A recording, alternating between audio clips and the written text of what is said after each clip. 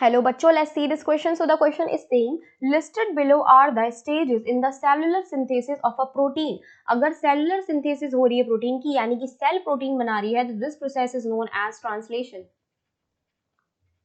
ये प्रोसेस कौन सा है? ट्रांसलेशन का प्रोसेस है. और अगर मैं ट्रांसलेशन की प्रोसेस की बात करूं तो यहाँ पे इन्होंने कुछ स्टेप दे रखे हैं 1 to 5 तक. अभी हमसे पूछ रहे हैं in which order do these stages takes place. ठीक है, तो हमारा पहला स्टेज कह रहा है movement of messenger RNA from nucleus to cytoplasm, कि मैसेंजर आरएनए जो है वो न्यूक्लियस से साइटोप्लाज्म की तरफ जा रहा है. ठीक है, ये जाता है बिल्कुल, लेकिन उससे पहले मैसेंजर आरएनए भी तो बनेगा. ठीक है, तो हमारा नेक्स्ट स्टेप कह रहा है linking of adjacent amino acid molecule. तो अगर लिंकिंग हो रही है अमाइनो एसिड की, तो ये प्रोटीन की सिंथेसिस है, तो ये तो बिल्कुल भी पहले नहीं आएगा. C third is saying transcription of messenger RNA from a DNA template. तो ये बिल्कुल राइट आंसर है, राइट ऑप्शन है फर्स्ट होने के लिए. बेसिकली होता क्या है बेटा, ये हमारे पास अगर सेल है, मैं एक बड़ी सी सेल बना देती हूँ, और ये रहा क्या? न्यूक्लियस. This is nucleus. ठीक, ये क्या होगा? Cytoplasm.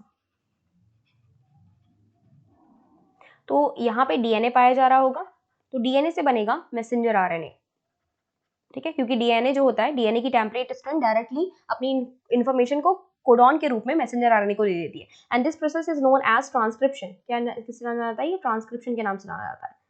So this process is known as transcription. तो ट्रांसक्रिप्शन हुआ, इसके बाद क्या होगा? ये मैसेंजर आरएनए निकल के आएगा बाहर.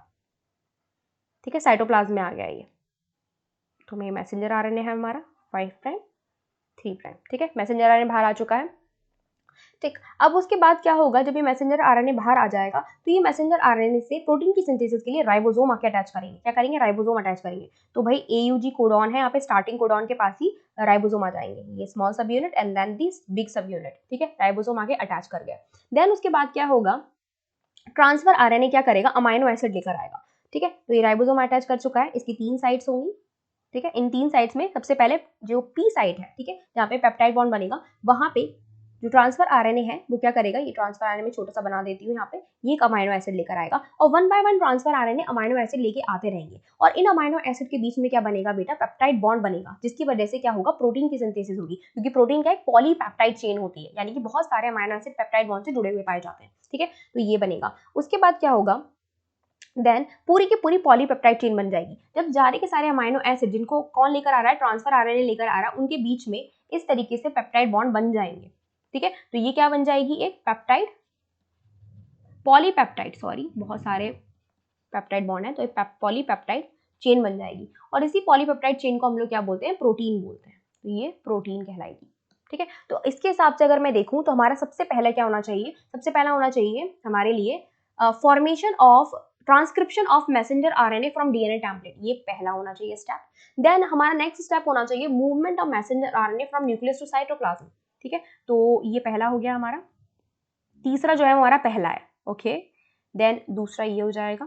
ठीक है, देन हमारे पास नेक्स्ट स्टेप हमारा आएगा attachment of the messenger RNA strand to ribosome. तो तीसरा ये होना चाहिए. देन चौथा हमारा हो जाएगा linking of adjacent amino acid molecule. तो this would be fourth. and then formation of the polypeptide chain. तो ये फिफ्थ हो जाएगा. ये हमारा राइट ऑर्डर है. तो राइट ऑर्डर के हिसाब से सबसे पहले हमारा क्या होना चाहिए बेटा? फर्स्ट पे है 3, तो 3 होना चाहिए. सेकंड पे है फर्स्ट, तो फर्स्ट होना चाहिए. देन थर्ड पे है 5, तो 5 होना चाहिए. देन फोर्थ पे है 2, तो 2 होना चाहिए. एंड देन फिफ्थ पे है 4, तो ये होना चाहिए हमारा राइट ऑर्डर. अब देखते हैं ये राइट ऑर्डर कौन कौन फॉलो कर रहा है. तो ए और बी तो बिल्कुल नहीं कर रहा, तो उसको कट कर दो. देन ये करा हुआ है, तो 3 1 होना चाहिए. यहाँ पे 3 4 दे रखा है, तो इसको भी कट कर देते हैं. 3 1 5 2 4. Yes, C is the right answer. I hope आपको समझ में आया होगा. Best of luck.